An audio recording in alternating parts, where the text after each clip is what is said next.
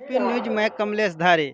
आज हम लोग हसपुरा प्रखंड के बिरहारा गांव में हैं, जहां पर माननीय रघुनी राम शास्त्री जी की जयंती का आयोजन किया गया है।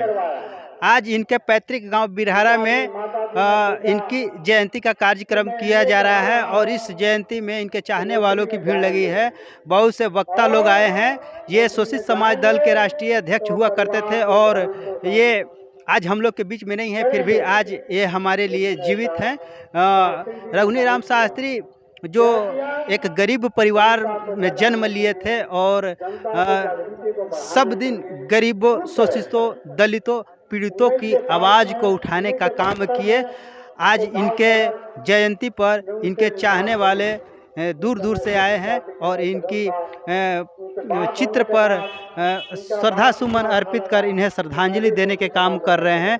तो माननीय रघुनी राम शास्त्री जी आज हम लोग के बीच में नहीं हैं, लेकिन इनके कर्मा, इनके जो विचार और इनके जो बातें हैं वे आज भी जीवित है और इनके कर्मा को हम लोग आगे बढ़कर चलेंगे, लेकर चलेंगे। जय भीम। साथियों, जहां तक बात है ब्राह्मणवाद की भी चर्चा आ रही है। यहाँ 100 में 90 भाग हमें, 90 भाग हमारा चाहिए, ये बहुत दिनों से बात आ रही है। तो ब्राह्मणवाद के पोषक हम ही लोग हैं। उनको आज क्यों हम याद कर रहे हैं? सबसे पहले इस बात को सोचने की जरूरी है कि हम उनको क्यों याद कर रहे हैं। लगा दो आग पानी में, उसे जवानी कहते हैं। लगा दो आग पानी में, उसे जवानी कहते हैं। अब मरकर भी जो जिंदा रहे उसे कुर्बानी कहते हैं, कुर्बानी कहते हैं। अगर आज रघुनी राम शास्त्री जी चाहते तो फॉर्च्यूनर पर चल सकते थे, हेलीकॉप्टर पर उड़ सकते थे, लेकिन अब सोच सकते हैं कि एक गरीब परिवार में पैदा होकर एमए कर और उन्होंने किसी राजनीतिक व्यवस्था से परिवर्तन अपनी स्वार्थ के लिए, निजी स्वार्थ के लिए नहीं किया। मेरे दोस्तों, जगदेव बाबू ने जिस पार्टी का निर्माण किया, 90% शोषितों के नाम पर उस पार्टी का नाम रखा। संविधान का प्रस्तावना पढ़ा गया। बाबा साहब डॉक्टर बी.आर. अम्बेडकर ने जब संविधान का नाम रखने की जब बारी आया था तो किसी ने कहा कि अल्लाह के नाम पर नाम रखा जाए, किसी ने कहा ईश्वर के नाम पर नाम रखा जाए। Doctor B R. अम्बेडकर को जिन्होंने संविधान लिख कर दिया, उनको बारी आया कि संविधान का नाम किस पर रखा जाए। तो बाबा साहब ने एक लाइन में कहा कि न अल्लाह के नाम पर रखा जाए, न ईश्वर के नाम पर रखा जाए, इस भारतीय संविधान का नाम रखा जाए तो जनता के नाम पर रखा जाए। इसलिए भारतीय संविधान के अंदर प्रस्तावना में जिसको पढ़ा गया उसमें लिखा, we the people of India, हम भारत के लोग। भारत का नाम इंडिया है, दैट इज भारत। इंडिया है और इंडिया भारत है। आज इस पर भी चर्चा है, इसकी भी नाम बदलने की कोशिश की जा रही है। आपकी भारत की संविधान के नाम बदलने की कोशिश नहीं की जा रही है। भारतीय संविधान को पार्लियामेंट के सामने जलाने का भी काम किया गया। और मेरे दोस्तों, जब एक अम्बेडकर ने पैदा लेकर इस देश की लाखों करोड़ों राज रत्न को राज करने का एक किताब लिखा, जिस ग्रंथ का, जिस शास्त्र का नाम है भारतीय संविधान। सबसे बड़ा अगर कोई शास्त्र है भारत के अंदर तो संविधान है। आपको सांस लेने से लेकर कुर्सी पर बैठने से लेकर सारा कुछ का अधिकार आपका भारतीय संविधान देता है। माइक पकड़कर जो हम बोल रहे हैं, ये बोलने का अधिकार नहीं था, लेकिन भारतीय संविधान के अंदर आर्टिकल 19 के अंदर 6 मौलिक अधिकार दिया गया, जिसके तहत हम बोल रहे हैं। आज लोग कहते हैं कि धार्मिक भावना का ठेस पहुंचता है। अगर ईश्वर का नाम ले ले, आप सच्चाई कह दे, नाम लेकर मैं उस किताब को अगर विश्लेषण करता हूं तो हमें इंटरनेशनल कहा जाएगा, देशद्रोही कहा जाएगा।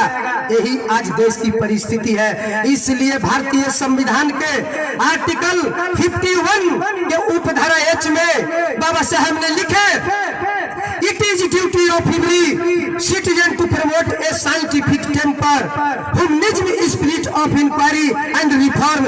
अर्थात भारत के प्रत्येक नागरिक का यह कर्तव्य है कि वह वैज्ञानिक चिंतन की धारा, मानववाद की खोज तथा सुधार की भावना को डेवलपमेंट करे, विकास करे। प्रत्येक नागरिक का कर्तव्य है। उसी नागरिक के नाते मैं अपनी बात को रख रहा हूँ और मैं जिसको कुत्ते का अगर भगवान मानने का पूजने का अधिकार है, हमें कुत्ते को कुत्ता कहने का भी अधिकार है, ये संविधान कहता है। मेरे दोस्तों, कुत्ते पूजे जाते हैं, बिल्ली और छिपकली बंदर पूजे जाते हैं, लेकिन जिस भारत में इंसान को अछूत बनाया गया, आप याद करें उस दिन का। आप मंदिर में जाते हैं, आपने बात उठा हमारे शिक्षक के गुरुजी जो हमारे पिता तुल्य है, कहे कि आप भगवान पूजते हैं, आपको इंसान को नीचे जानवर से भी रखा गया। 1930 ईस्वी में बाबा साहब भीमराव अम्बेडकर ने कालाराम मंदिर पर टेंपल प्रवेश सत्याग्रह किया था, यानी मंदिर में जाने का आपका अधिकार नहीं था।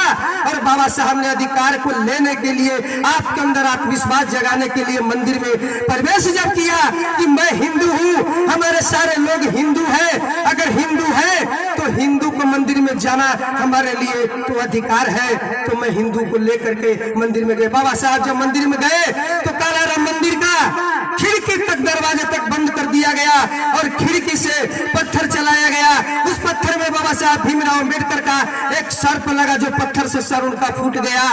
बाबा साहब ने को मंदिर में नहीं जाने दिया गया और बाबा साहब अपने लोगों को कहे, ये दिखाए थे कि आपके अंदर आत्मविश्वास जगाए कि जिस मंदिर में जो रखा हुआ पत्थर का टुकड़ा है, जिसको आप देवी देवता मानते हैं, जिस पर आप पूर्ण विश्वास करते हैं कि सब देवता की वजह से हमें मिला है, नौकरी से लेकर सारा चीज, तो बाबा साहब कहे इस मंदिर में आपका अगर हिंदू रहते तो मंदिर में जाने का परमिशन मिलता, अधिकार मिलता, रोका नहीं जाता।